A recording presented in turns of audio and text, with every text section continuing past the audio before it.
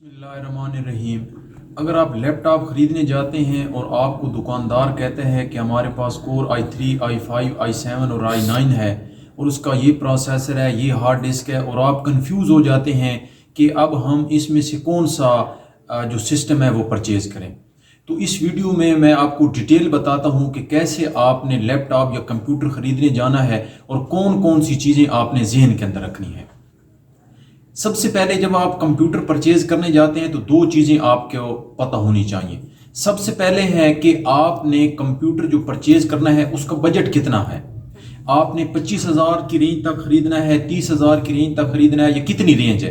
तो रेंज पहले आप अपना बजट डिसाइड करते हैं और उसके बाद दूसरी आप कंपनी डिसाइड करते हैं कि आपने इंटेल का लेना है, एचपी का लेना है, लिनोवो का लेना है, या कौन सी कंपनी का लेना है। ये दो डिसीजन लेने के बाद फिर अगली बारी आती है कि आपने अपना जो लैपटॉप लेना है उसकी स्क्रीन कितनी होनी चाहिए।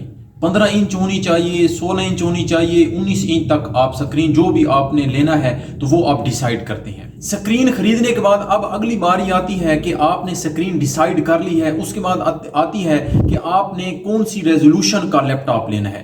अब 3 रेजोल्यूशन बेसिकली होती हैं, एक होती है HD, एक होती है फुल HD और तीसरी होती है 4K अल्ट्रा। इसको अल्ट्रा HD हाई डेफिनेशन कहा जाता है। ये डिसाइड करने के बाद जब जो आपका HD होगा उसकी प्राइस थोड़ी सी लो होगी, हाई डेफिनेशन जो आप लेंगे जो लैपटॉप लेंगे उसकी थोड़ी सी प्राइस ज़्यादा होगी, और जो आप 4K अल्ट्रा लेंगे उसमें आपकी जो प्राइस है वो फिर मज़ीद बढ़ जाएगी। ये बेसिकली आपकी स्क्रीन रेजोल्यूशंस होती हैं। अब ये डिसाइड करने के बाद अगला जो आपका मरला आता है वो आपका प्रोसेसर का होता है कि आपने लैपटॉप के अंदर कौन सा प्रोसेसर रखना है। अब प्रोसेसर की टाइप होती है, कोर i3 होता है, i7 होता है, i5 होता है, ये सारी की सारी उसकी होती हैं। अब प्रोसेसर की 2 कंपनीज होती हैं, एक इंटेल कंपनी है और एक AMD कंपनी है। अब हम जो आमतौर पर इस्तेमाल करते हैं वो हम इंटेल कंपनी के प्रोसेसर का इस्तेमाल करते हैं। अब जो पहले कंप्यूटर आते थे उसमें आपका जो प्रोसेसर होता था, प्रोसेसर को CPU कहा जाता है।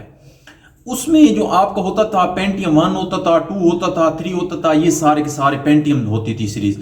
आजकल जो सीरीज आती है वो कोर सीरीज आती है। अब ड्यूअल कोर का मतलब है कि आप कोई भी काम जब आप एक सिंगल हाथ से करते हैं, मसलन आप राइटिंग करते हैं, तो ये सिंगल कोर आपका होता है। ड्यूअल कोर का मतलब है कि कोई भी काम आप जब दोनों हाथों से करते हैं, लैपटॉप पर बैठे हैं, आप दोनों हाथ चला रहे हैं, तो उसे ड्यूअल कोर कहा जाता है। जबकि क्वाड कोर में आपके 4 हाथों जितनी स्पीड जो होती है, ये एक पैमाना होता है जिससे आप क्या करते हैं, आपके कंप्यूटर की स्पीड को मेजर किया जाता है। अब यहाँ पर ये चीज़ ध्यान में रखनी है कि कोर i3 में सिर्फ ये ही नहीं होता कि डुअल कोर हो या क्वाड कोर, बल्कि उसके साथ एक टर्म इस्तेमाल होती है जनरेशन, कि आपने जो प्रोसेसर लिया है उसके जो कोर है, कोर का मतलब बेसिकली होता है, अब आपको मैं डिटेल थोड़ी सी बता देता हूं कि कोर क्या होता है। अब एक CPU होता है, CPU के अंदर आपका जो एक प्रोसेसिंग यूनिट होता है ना, एक प्रोसेसिंग यूनिट, उसे कोर कहा जाता है। अब एक CPU के अंदर बेसिकली 2 प्रोसेसिंग यूनिट हैं तो उसे डुअल कोर कहा जाएगा, और अगर आपके 4 प्रोसेसिंग यूनिट लगे हुए हैं तो उसे क्वाड कोर कहा जाएगा। अब इसमें भी सिर्फ स्पीड आप मेजर नहीं कर सकते, बल्कि उसके साथ जनरेशन का तल्लक भी होता है कि आपने जो i3 प्रोसेसर लिया हुआ है उसकी जनरेशन कौन सी है, 7th जनरेशन है, 6th जनरेशन है, या 9th जनरेशन। अब जनरेशन किस तरह आप इसके हिसाब लगाते हैं। जनरेशन का मतलब है कि आपने एक कोई भी गाड़ी या मोटरसाइकिल परचेज किया है और उससे अगले साल वही अगर आप परचेज करते हैं तो उसमें जो कंपनी है वो थोड़ी सी चेंजिंग कर देती है, थोड़ा सा उसमें चेंजिंग आ जाती है, उसमें कोई प्लग ठीक है नई जगह पर लगा देते हैं, या उसमें थोड़ी सी बेहतरी लेकर आते हैं। तो इसी तरह जो कंपनी है इंटेल, वो हर साल अपने प्रोसेसर को, उसमें जो ट्रांजिस्टर होता है उसको बेहतर करती है। अब ट्रांजिस्टर को हर साल बेहतर करते करते मतलब यह है कि ट्रांजिस्टर का साइज कम करती जाती है, और जितना ट्रांजिस्टर का साइज कम होता जाता है उतना प्रोसेसर का साइज कम होता जाता है। और कंपनी हर साल अपनी जो जनरेशन है वो लॉन्च करती है। उसका मतलब ये होता है कि कंपनी का जो उनका CPU है वो उससे अगली जनरेशन वाला जो आएगा वो पिछली जनरेशन से बेहतर होगा। तो प्रोसेसर का आपने मेन चीज ज़हन में रखनी है कि i3 है तो उसका कोर भी देखना है कि 2 कोर से लेकर 8 कोर तक होगा, तो उसमें कोर आपने अच्छी लेनी है, ठीक है, 2 कोर ले लें, 4 कोर ले लें या 5 कोर ले लें। और उसके साथ आपने जनरेशन जितनी लेटेस्ट होगी, अब आजकल जो लेटेस्ट जनरेशन है वो 9th जनरेशन चल रही है, तो आपने 7th जनरेशन ले लें, ठीक है, 9th जनरेशन ले लें, 8th ले लें, जितनी लेटेस्ट जनरेशन आप उसके साथ लेंगे उतना आपका जो कंप्यूटर होगा वो लेटेस्ट होगा। जब आपने जनरेशन का डिसाइड कर लिया है और आपने प्रोसेसर डिसाइड कर लिया है कि हमने कोर i5 लेना है कंप्यूटर और उसके साथ हमने जो 7th जनरेशन लेनी है, अब उसके बाद बारी आती है रैम की कि आपने रैम कौन सी लेनी है। अब रैम अगर आपने नॉर्मल इस्तेमाल के लिए लेना है कंप्यूटर और आपने नॉर्मल सिर्फ और सिर्फ वीडियोस देखनी है, फिल्में वगैरह देखनी है, या आपने सिर्फ एक्सेल वर्ड के ऊपर काम करना है, तो आप 4 GB तक की रैम ले लें तो आपका काम चल जाएगा। उसके बाद जो रैम है, रैम का काम क्या होता है? रैम का काम बेसिकली आपके जो मल्टी प्रोग्रामिंग होती है ना, जो प्रोग्राम आप खोल कर चलाते हैं और उसके ऊपर मल्टी काम करते हैं कि आपने एक साइड पर आपने वर्ड खोला हुआ है, एक्सेल खोला हुआ है, उसी साइड पर आपने गूगल क्रोम खोला हुआ है, टाइपिंग ट्यूटर खोला हुआ है, वीडियो आपने कोई चलाई, तो मल्टी आप काम कर रहे होते हैं। वो जो आपके प्रोग्राम्स चल रहे होते हैं ना, वो आपके बेसिकली आपकी रैम चला रही होती है और रैम के अंदर लोड पड़े हुए होते हैं। जितनी अच्छी रैम आपकी होगी उतना काम आपका बेहतर होगा, उतना काम आपका फास्ट होगा, उतना काम आपका एक्यूरेट चलता जाएगा। तो रैम की डिसीजन भी आपकी लाजमी तौर पर बेहतर होनी चाहिए। अगर आप 8 GB की रैम लेते हैं, अगर आप i3 लेते हैं और उसके साथ 8 GB की रैम लेते हैं, और ये भी आपका क्या होता है, आपका एक्यूरेट सिस्टम बन जाता है। 16 GB की रैम लगवा लें, जो भी लगवाते हैं, तो इससे आपकी स्पीड क्या होती जाएगी, आपकी एक्यूरेट होती जाएगी। उसके बाद अगला बारी आती है ग्राफिक्स की कि आपने जो ग्राफिक्स कौन सा इस्तेमाल करना है। अब ग्राफिक की भी 2 टाइप होती हैं, एक इंटीग्रेटेड ग्राफिक्स होती हैं और एक डेडिकेटेड होते हैं। इंटीग्रेटेड का मतलब है कि ऐसे ग्राफिक्स क्या होते हैं, बेसिकली आपकी जो स्क्रीन रेजोल्यूशन होती है वो उसकी कितनी क्लैरिटी है, कितनी अच्छी आपकी स्क्रीन जो वीडियो चल रही है, जो वीडियो जो आप चलाते हैं, चाहे वो गेमिंग की शक्ल में है चाहे वीडियो की शक्ल में, वो कितनी स्मूथली चल रही है, उसे ग्राफिक्स कहा जाता है। अब ग्राफिक में इंटीग्रेटेड ग्राफिक का मतलब है कि जो रैम के साथ लोड होकर रैम के साथ चल रही होती है, कंप्यूटर के अंदर ही लगी होती है बाय डिफॉल्ट, उसे इंटीग्रेटेड ग्राफिक कहा जाता है। जबकि दूसरी जो ग्राफिक होती है उसे डेडिकेटेड ग्राफिक कहा जाता है। अब उस डेडिकेटेड ग्राफिक में आपके जो बेसिकली आपके ग्राफिक कार्ड होता है उसे डेडिकेटेड कहा जाता है, वो एक्सटर्नल होता है, वो बाद में आप लगाते हैं।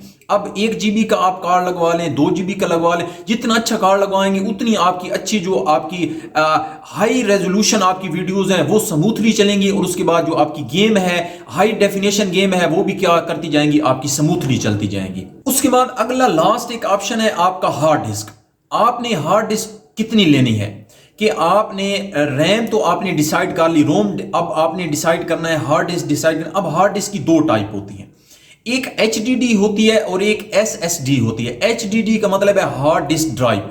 ये पुरानी जो आपकी हार्ड डिस्क की होती हैं, इसमें जो आपका डेटा होता है वो थोड़ा सा स्लो चलता है और स्लो आपकी ये हार्ड डिस्क काम करती है। जबकि जो लेटेस्ट आजकल आई हुई है वो SSD है, सॉलिड स्टेट ड्राइव है। वो क्या होती हैं, वो आपके डेटा को फास्ट ट्रेवल करवाती हैं, फास्ट चल रही होती हैं। तो आपका अगर बजट अच्छा है तो आप SSD क्या करते हैं, आप वहां पर जो है हार्ड डिस्क लगवाते हैं। और उसके बाद लास्ट जो आपकी एक चीज आती है ऑपरेटिंग सिस्टम, कि आपने जो लैपटॉप लेना है उसमें ऑपरेटिंग सिस्टम कौन सा होना चाहिए। ऑपरेटिंग सिस्टम का मतलब है कि जो आपकी स्क्रीन के अंदर आपके जो प्रोग्राम्स हैं, जो आपका सिस्टम है वो कौन सा होना चाहिए। अब सिस्टम की टाइप होती है, एक विंडोज ऑपरेटिंग सिस्टम होता है, एक डॉस होता है। डॉस अगर आप बाय डिफॉल्ट लेते हैं तो उसमें आपको कमांड्स लाइन इंटरफेस के ऊपर काम करना पड़ेगा। जबकि आप विंडोज लेते हैं, विंडोज 7 लेते हैं, विंडो 8 लेते हैं, तो उसमें आप क्या करेंगे, उसमें आप कमांड के ऊपर काम नहीं करेंगे बल्कि आप GUI सिस्टम के ऊपर काम करेंगे। अब ये तो सारी की सारी चीजें आपने डिसाइड कर ली। अब सवाल ये पैदा होता है कि आप अब इनमें से लें कौन सा। तो अगर आपने नॉर्मल यूज के लिए कंप्यूटर लेना है, आपने सिर्फ और सिर्फ अपना वीडियोस देखनी है, आपने ऑफिस के ऊपर थोड़ा सा काम करना है, तो आप कोर i3। अब आपने प्रोसेसर की जो जनरेशन है वो तो आपने डिसाइड कर ली कि कोर i3 हमने कंप्यूटर लेना है, उसकी जनरेशन 9th होनी चाहिए। और उसके साथ एक और चीज़ भी लाजमी तौर पर देखनी है कि आपने जो उसका प्रोसेसर, उसकी स्पीड कितनी है, उसकी गीगाहर्ट्ज़ में। बेसिकली जो प्रोसेसर की स्पीड होती है वो गीगाहर्ट्ज़ में मेजर की जाती है। तो 2.0 आपका प्रोसेसर है, 2.9 है, 3.0 है, तो ये भी चीज़ आपने लाजमी तौर पर देखनी है। और अगर आपने वीडियो गेमिंग करनी है, उसके बाद वीडियो एडिटिंग करनी है और आपने थोड़ा सा काम कॉम्प्लिकेटेड करना है, तो फिर आप कोर i3 की बजाय कोर i5 का कंप्यूटर परचेज करें और उसकी जो आपकी रैम है वो 8 GB से ज्यादा हो तो आपका काम स्मूथली चलेगा। और अगर आपने इससे भी मजीद आपने कॉम्प्लिकेटेड काम करना है, आपने ग्राफिक डिजाइनिंग करनी है, आपने मजीद को और काम करना है, तो फिर आप कोर i7 का कंप्यूटर परचेज कर लें और उसके साथ जो जनरेशन वो लेटेस्ट लें और उसमें आप जो रैम लगवाएं वो 16 GB की रैम होनी चाहिए और SSD जो आपकी हार्ड डिस्क होगी तो वो आपका कंप्यूटर बेहतर रहेगा। अगर फिर भी अगर आपको इसमें कोई मसला है, किसी चीज की समझ नहीं आई तो आप कमेंट में नीचे लिख सकते हैं। Thanks for watching.